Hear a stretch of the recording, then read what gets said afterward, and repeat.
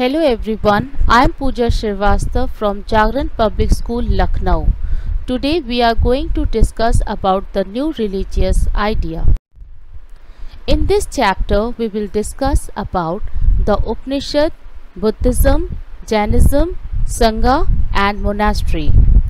During the 6th century BC, religious worship in India had become extremely ritualistic and society was bound by rigid caste rules. Frequent war among the Mahajanpadas had created an atmosphere of mistrust and political conflict. The people were not satisfied with what they had and were always trying to increase their wealth. Dissatisfied with such conditions, many thinkers gave up worldly life and went to the forest to meditate in peace and seek enlightenment. Some of them shared their newfound knowledge, spread new religious and philosophical ideas and won many followers. Now let's discuss about the Upanishad. Upanishad means to sit near somebody. In this system, teachers gave the knowledge to his pupil who is sitting at the feet of his guru. Mostly it happened with the question and answer method. They do not give much importance to Vedic God and rituals. They give ultimate importance to Brahma, the one supreme power or the universal soul. According to the Vedic belief, when a person dies, his Atma is reborn in another living form. As a result, the Atma remains bound to a cycle of repeated deaths and births. It states that the Atma can attain moksha when it unites with Brahma. During the Upanishad time, they have divided their life into the 4 stages. They are Brahmacharya, which means student life. Second, Grahastha Ashram, which means family life. Third, Vanprasth, which means retirement to the forest to meditate. Fourth, Sannyas, which means giving up everything. Now let's discuss about the Buddhism.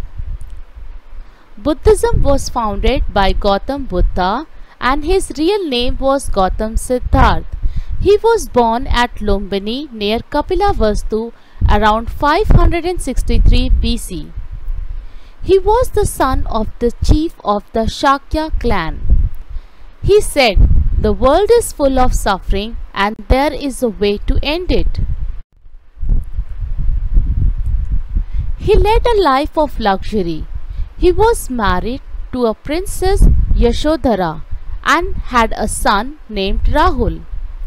He left the home at the age of 30 to find the way to end the suffering. He wandered for 6 years, during which he put himself through all kind of hardship.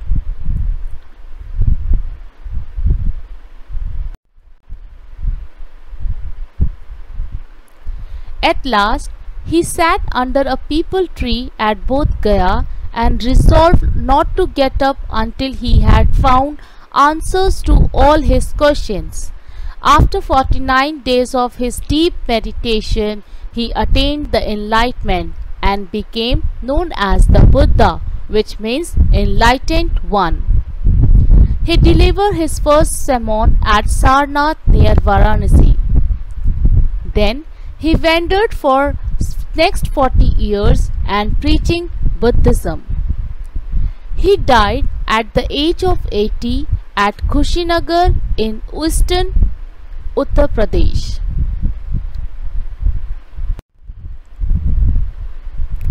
Main teaching. He said, suffering in life is caused by desire.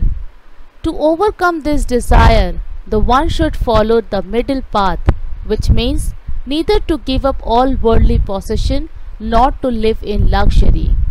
He preached equality for all human beings and respect for all the living creatures.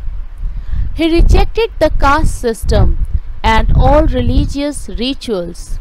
He said, everyone has to face the consequences of his karma. He also preached ahimsa or non-violence. He forbade lying, stealing, killing and drinking. Now let's discuss about the Jainism. Jainism was founded by Vardhaman Mahavir of the Vajjigana Sangha.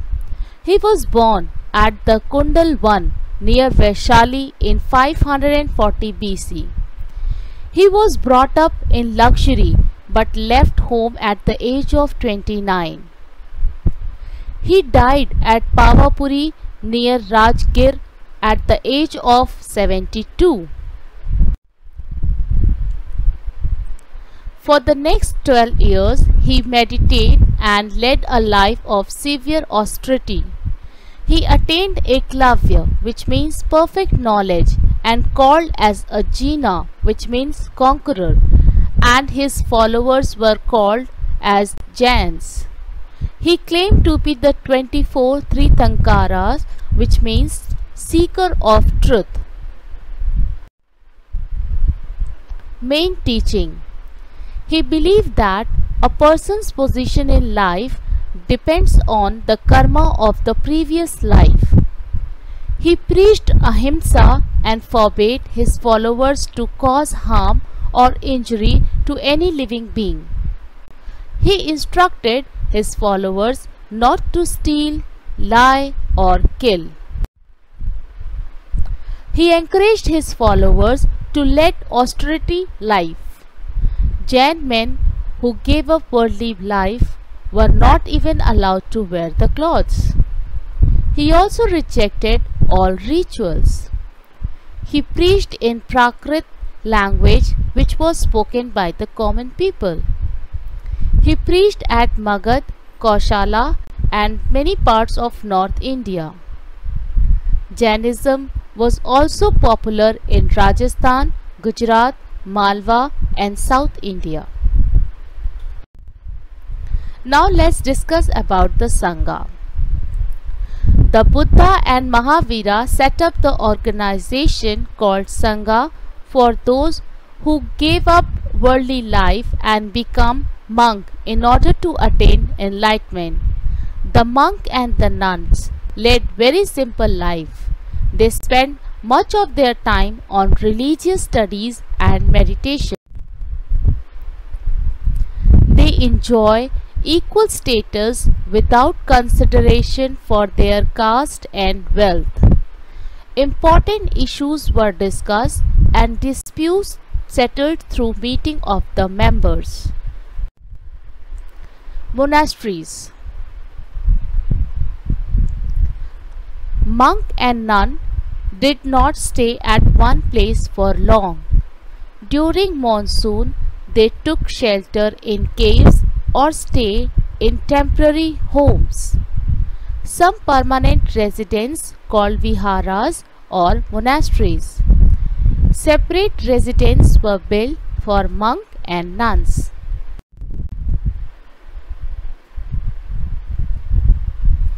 Many traders became followers of Buddhism and Jainism. They gave huge donation for the construction of monasteries. Some of the monastery grew into great center of learning.